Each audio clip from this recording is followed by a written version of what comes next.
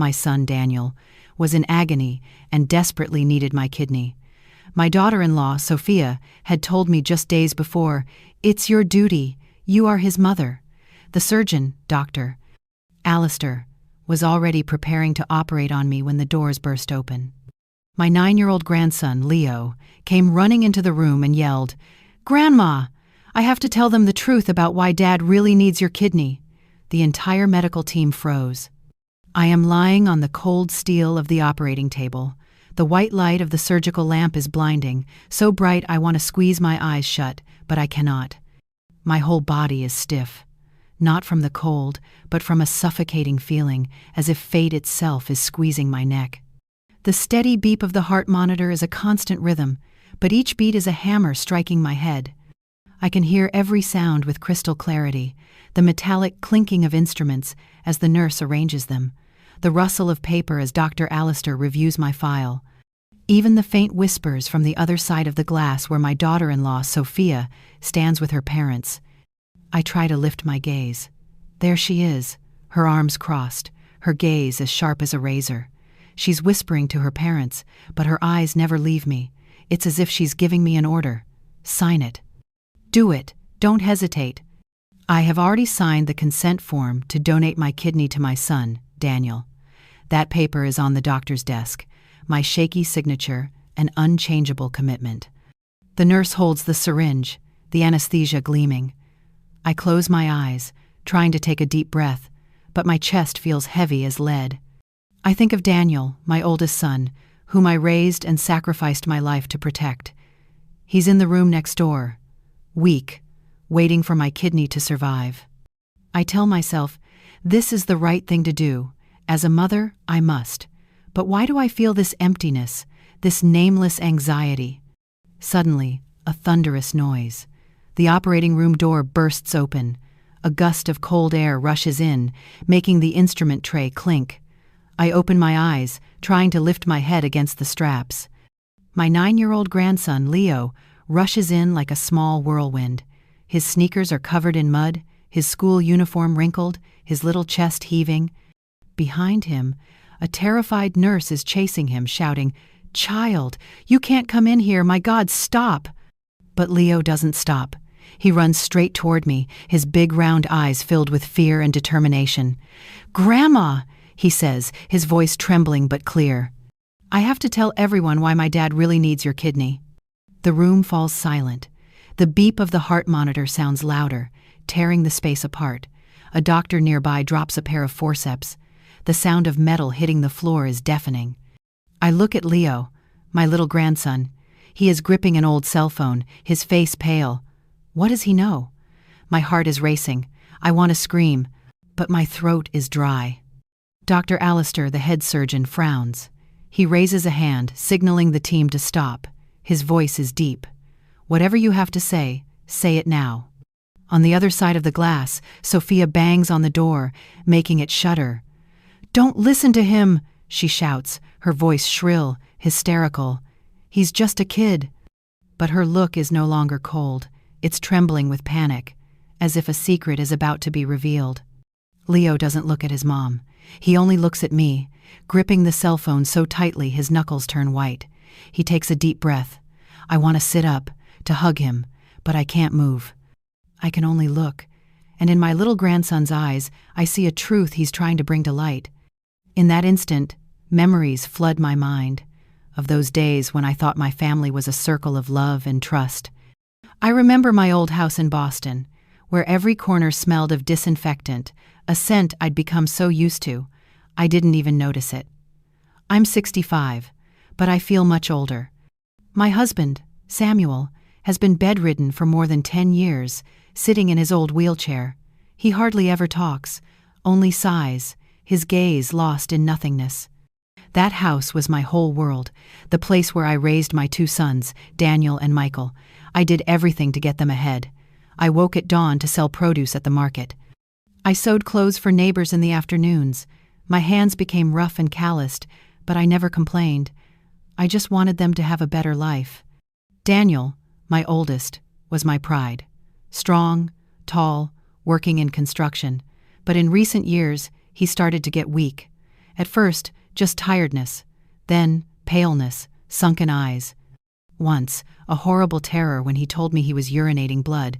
He just shook his head and smiled weakly. "Don't worry, Mom. It's probably just from all the hard work." Sophia, my daughter-in-law, came into our lives like a strange wind. She was beautiful and spoke sweetly. At first, I believed she was a blessing. She took care of Daniel diligently. She brought medicine, watched his meals, and reminded him to take his pills. All the neighbors praised me. "You're so lucky, Eliza, to have such a good daughter-in-law." And I believed it. But sometimes I'd catch her cold, calculating gaze. Once I saw her in the backyard, whispering on the phone late at night. "Don't worry, everything is going according to the plan." I asked her, "Sophia, who are you calling so late?" She was startled, then laughed nervously. "Just a friend, Mom. Go back to sleep." Michael, my younger son, was different.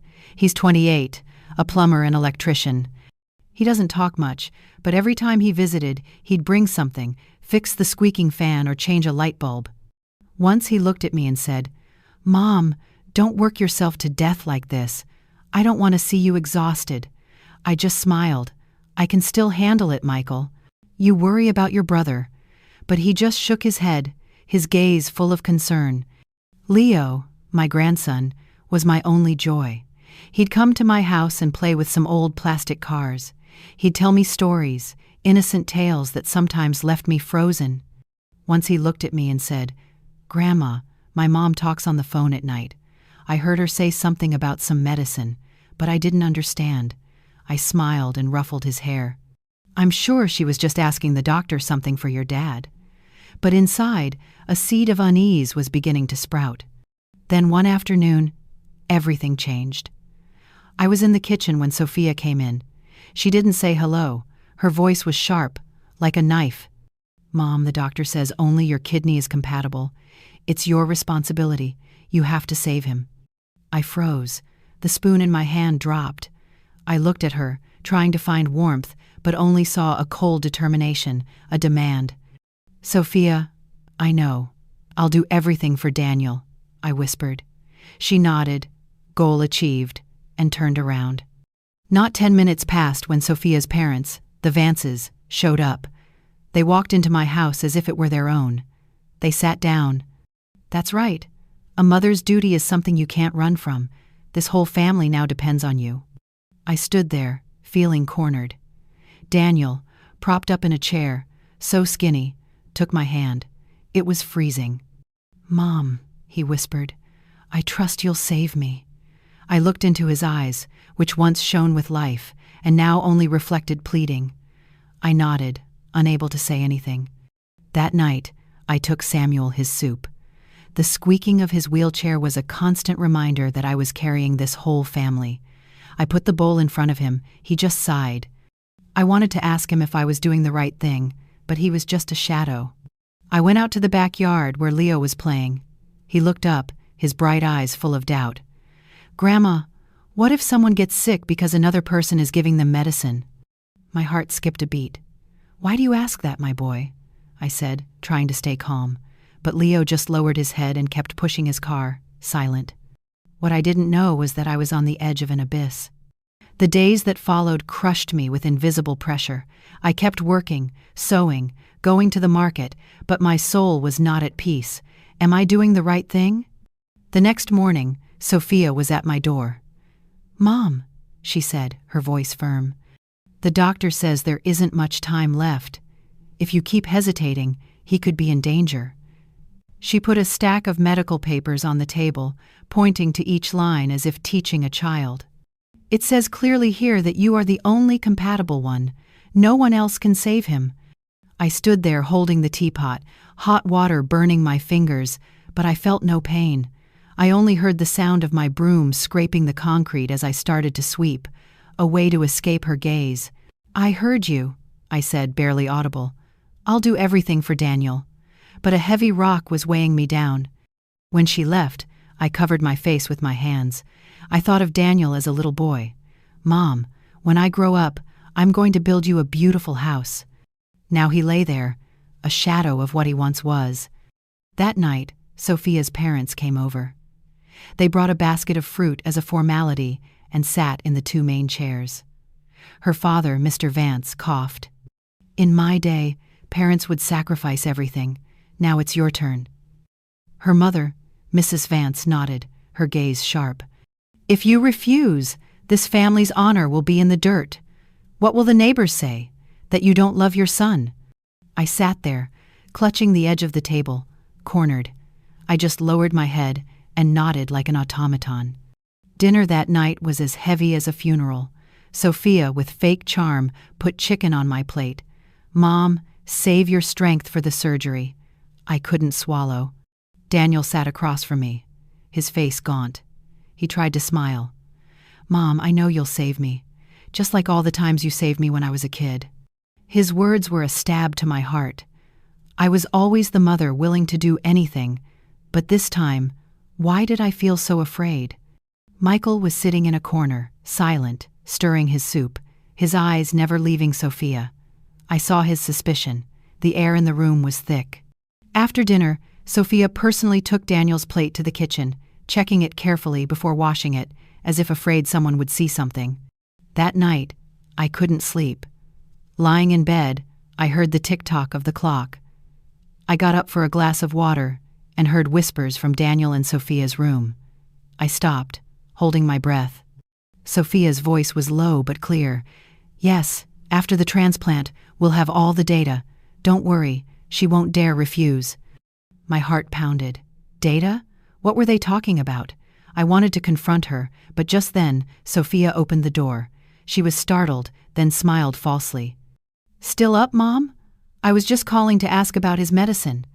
I nodded and turned away, feeling as if thorns had been plunged into my heart. I continued my daily tasks, but every action was mechanical, soulless. Then one afternoon, Leo came over. He didn't play. He sat on the floor, pushed his plastic car, and suddenly looked up at me. "Grandma," he said in a low voice, "what if my dad isn't sick because of life, but because someone is giving him medicine on purpose?" I was startled, as if slapped. "Why do you say that, Leo?" I asked, my heart pounding. He didn't answer. He just lowered his head, clenched his hand, and after a moment, he got up silently, took his backpack, and ran home. His question was like a stone thrown into a calm lake, creating ripples of doubt. I thought of the bottles of pills Sophia always brought, of how she controlled everything. I told myself I was imagining things. She loved him. She wouldn't hurt him. But deep in my heart, I knew something wasn't right. That afternoon, Michael came to fix the kitchen light. When he finished, he looked at me with unusual seriousness. "Mom," he whispered. "My sister-in-law's acting very strange. I saw some unlabeled pill bottles in my brother's medicine cabinet, and she hides them very well." I was startled. "What are you saying?" I asked, my voice choked. "Mom, I'm afraid what's wrong with my brother isn't a normal illness. I'm afraid someone—" He didn't finish, but his look said it all. I stood there, hands wet, feeling the floor sinking. Leo's question echoed again. I tried to discard the idea, but it clung to me like a shadow. The next afternoon, I took soup to Daniel at the hospital. The white room, the smell of disinfectant. He was lying down, skinny, IVs in both arms. He tried to smile. "Mom, you're here." As I was about to give him the first spoonful, I saw Sophia next to the bed holding a glass of water. She discreetly dropped a strange-colored pill into the glass. A movement so fast that if I hadn't been watching, I wouldn't have noticed. When she saw me, she was startled and spilled some water. "What pill is that, Sophia?" I asked, trying to sound calm. She smiled, but it was forced. "It's a supplement for his kidney. The doctor prescribed it." I nodded, but a chill ran down my spine. After Daniel finished eating, I looked for the on-call doctor. "Doctor," I asked, trembling, "did you prescribe any new kidney supplements for Daniel?" He was surprised and checked the file. "No, we haven't prescribed anything new. The current medication is sufficient." His answer left me frozen. Sophia had lied. What was that pill? At sunset, Leo came to my house again. This time, he didn't play. He sat in a chair and took an old cell phone with a broken screen from his backpack. "Grandma," he said, his voice firm. "I want you to listen to this." He handed me the phone. A recording played, Sophia's voice whispering but clear. "After the transplant, the test results will be perfect. Don't worry, she won't dare refuse." I dropped the phone. My hands were shaking. I looked at Leo, his eyes red. "I found it on my mom's old phone," he said in a choked voice. "I don't know what it is, but I thought you should know." I hugged him. "You're so brave, my boy." Inside, everything was falling apart. Test results? I thought of the unlabeled bottles, the strange colored pill. The pieces were fitting together, forming a picture I didn't dare look at. One morning, I went to the hospital with hot food. Daniel was lying there, pale, but he tried to smile. "Mom, you're here so early." Sophia was already there, staring at the IV bag. She didn't look at me. On the nightstand, I noticed a small, unlabeled pill bottle, half hidden under a napkin. Strange blue pills were inside. I picked it up. "What medicine is this, Sophia?" She was startled and snatched the bottle from my hand. "They're just vitamins, Mom," she said with a fake smile. "The doctor prescribed them." I nodded, but a chill ran down my spine. Her smile, the way she snatched the bottle, everything was wrong. I sat next to Daniel, feeding him, but my mind was elsewhere. At noon, Michael came, his hands stained with grease. He sat silently, watching Sophia. When she left the room, he came up to me and took a small plastic bag from his backpack. "Mom, I want you to see this," he whispered. He showed me his phone. On the screen were blurry photos, but clear enough to stop my heart. It was Sophia in the hospital parking lot, discreetly taking a small bag from her car trunk and handing it to an unknown man in a black jacket and cap. "I took these photos yesterday," Michael said, his voice trembling. I followed her. "Mom, I'm afraid she's doing something to my brother." I was speechless, gripping the phone. "Brandon, are you sure? Did you hear what they were saying?" He shook his head, his eyes red. I couldn't hear well, but I saw her give the bag to the man, and he handed her an envelope. "Mom, this isn't normal." I knew he wasn't lying, but I still didn't want to believe it. How could she? That afternoon, when I returned home, Leo came again. He sat silently, hugging his backpack. "Grandma," he said, his voice low but determined, "I want you to hear something." He took out the old cell phone and played the audio file again. Sophia's voice, clear as a knife. "After the transplant, the data will be complete. Don't worry, that old woman won't dare refuse. This result is worth 100 times more." I became rigid. I looked at Leo, his eyes red. "I found it on my mom's old phone," he said, choked. "I thought you should know." I hugged him, the world collapsing. Data? Results? I thought of the unlabeled bottles, Michael's photos, Leo's recording. The pieces were fitting together, painting a dark picture. I felt betrayed, not just by Sophia, but by my own faith and family. That night, I didn't sleep. I sat in my silent house, listening to sirens. I thought of Daniel, getting weaker, of the strange medicines, of Sophia's calculating whispers. I thought of Michael, his suspicion, and of Leo, the 9-year-old who had bravely brought me the truth. I wanted to run to the hospital, confront Sophia, scream, but I was afraid. Afraid the truth was even more horrible than I imagined. The next morning, I woke with the world weighing on my chest. I knew today was the day the hospital would make the final decision. The clues spun in my head, but I didn't dare face them. I just wanted to save Daniel. The hospital scheduled me for noon. I entered a small meeting room where Dr. Allister was waiting. He spread the lab results on the table. "Mrs. Rinaldi," he said, his voice grave. "We have reviewed everything. You are the most compatible person to donate your kidney to Daniel. If we don't proceed soon, his life will be in danger." I sat there, my head buzzing. "I understand," I whispered. He looked at me, his expression softened. "Do you need more time to think?" I shook my head, not because I had decided, but because I felt I had no other way out. Through the glass of the door, I saw Sophia standing with her arms crossed. She gave a nod to her mother, Mrs. Vance, as if sure I wouldn't refuse. That gesture gave me a chill, as if I were just a pawn in their game. I wanted to yell that I knew about the bottle, about the recording, but I couldn't. I just sat there, trapped. That evening, I gathered the family in my small house. The living room was crowded. The Vances sat in the center, occupying the two best chairs. Sophia sat next to them, hands clasped, giving me a sidelong glance. Daniel was lying on a sofa, pale, his breathing weak.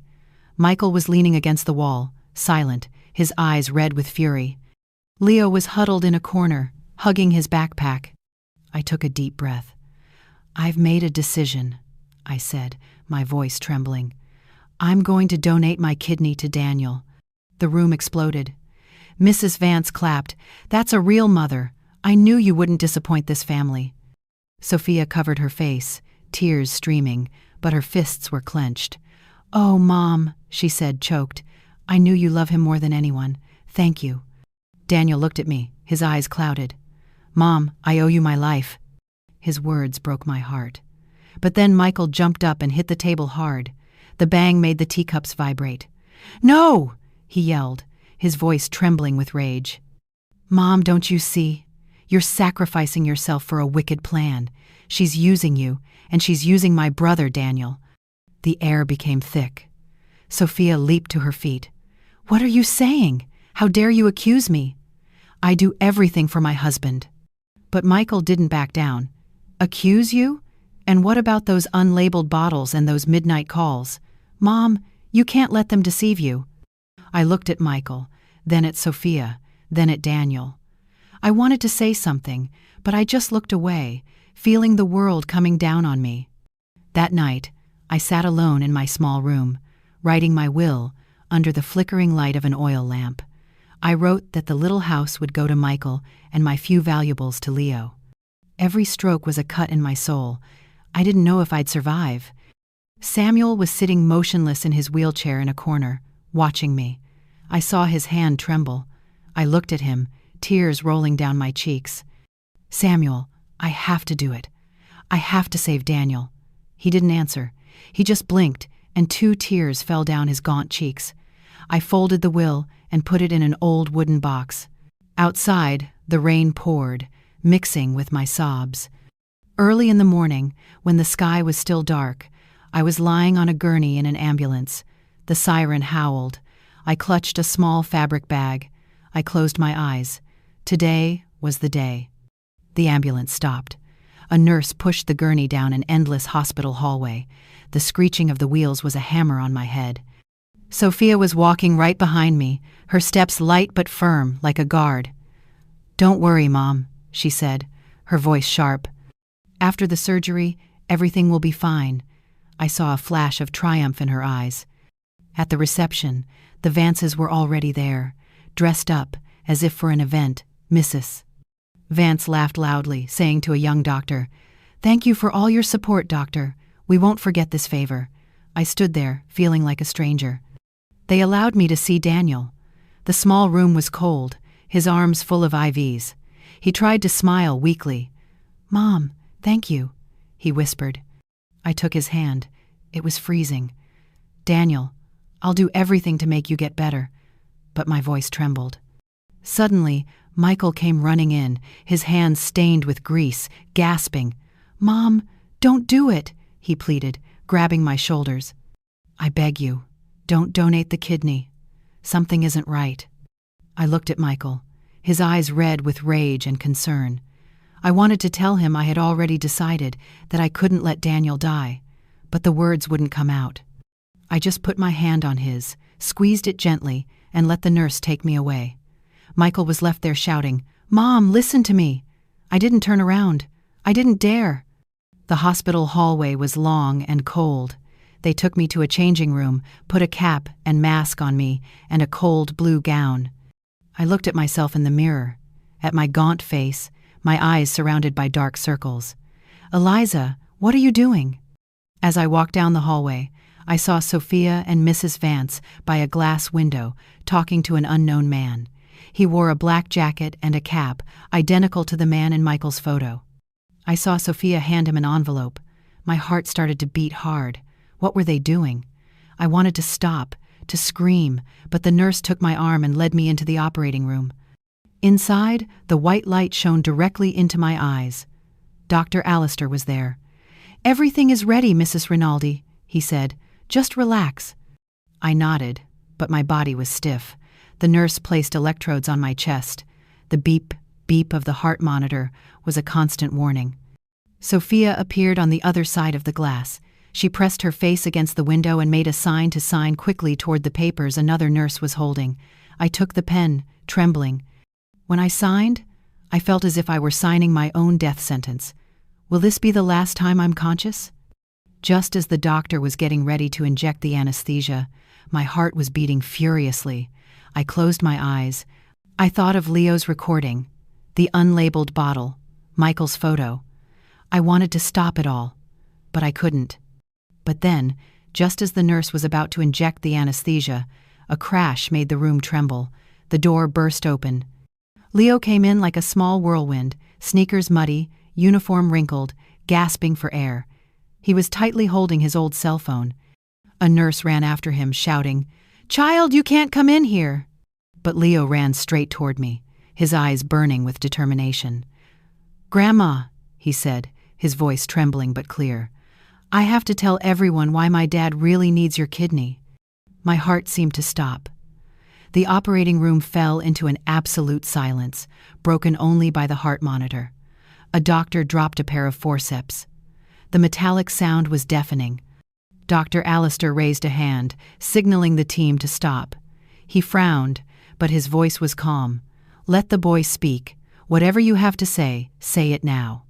Through the glass, Sophia banged on the door furiously.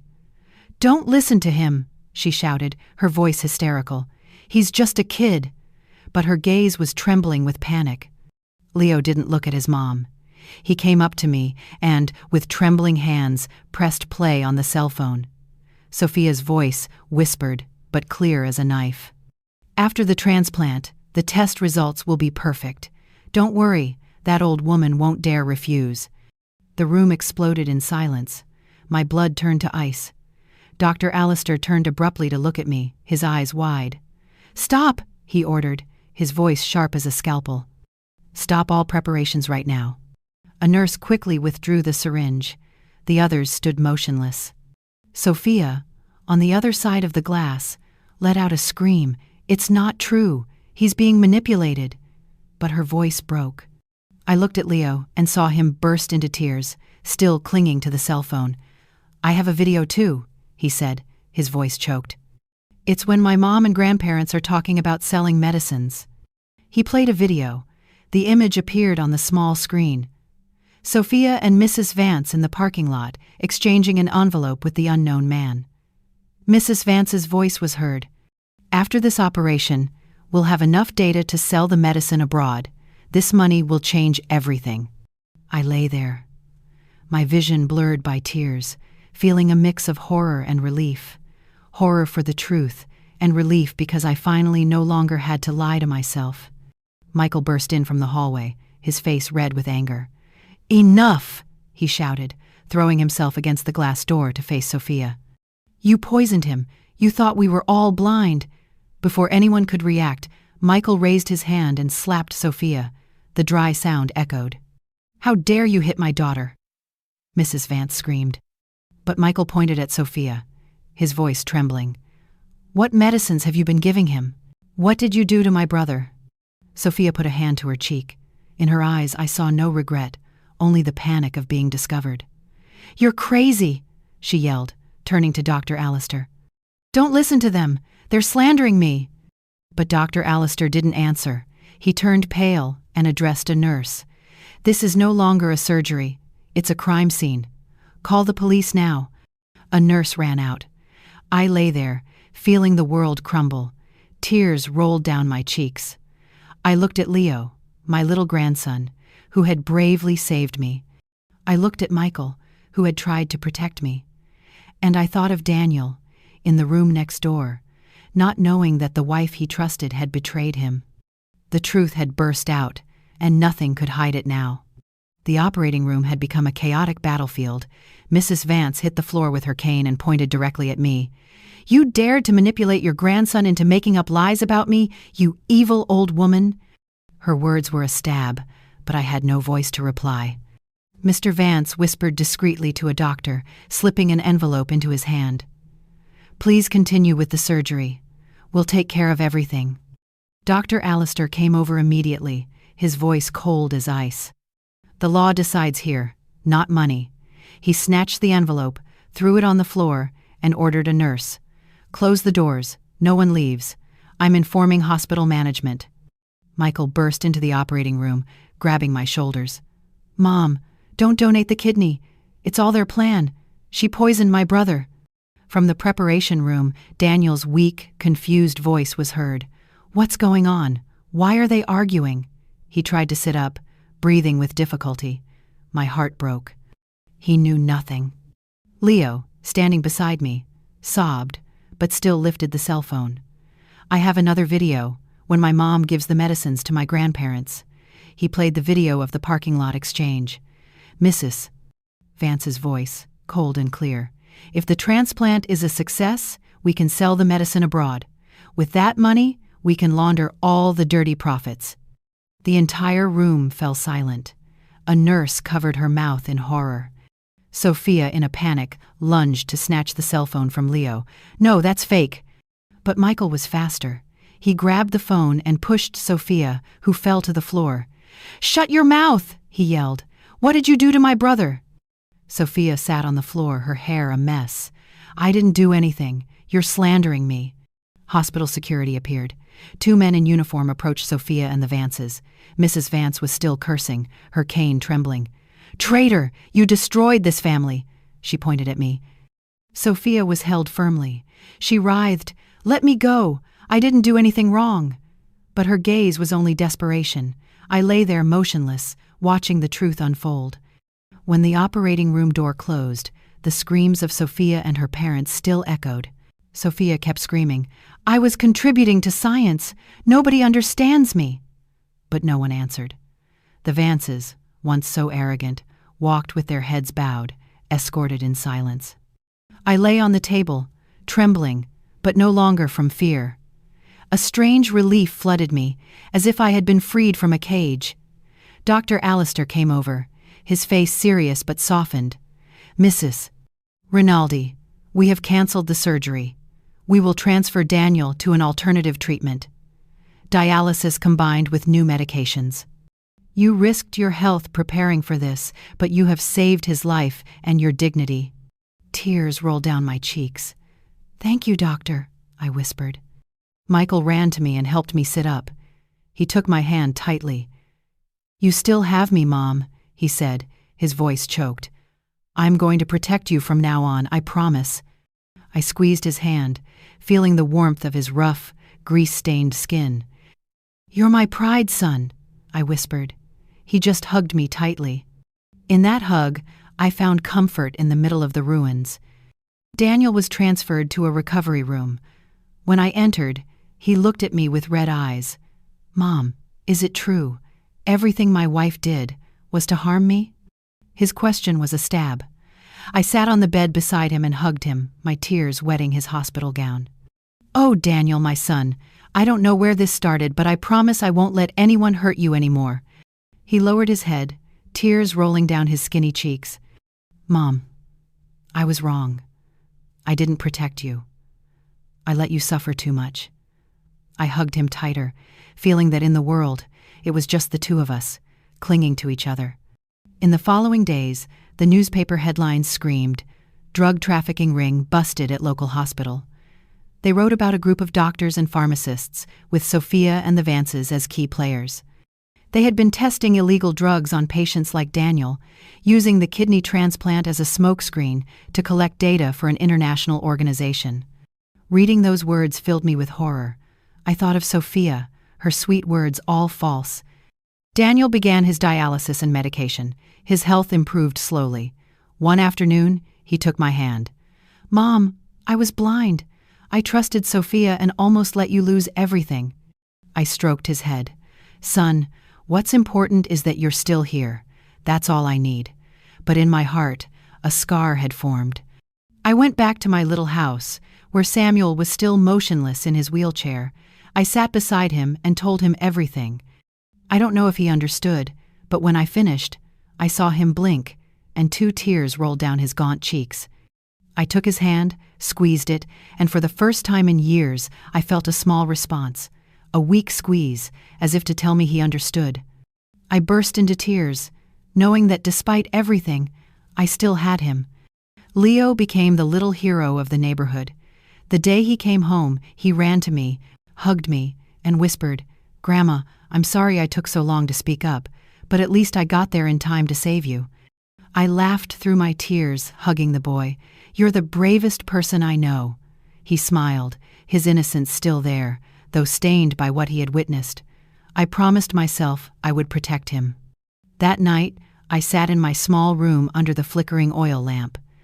I opened my old diary and wrote, "Blood doesn't always make you family. Sometimes, it is the truth that shows you who really deserves to be called that."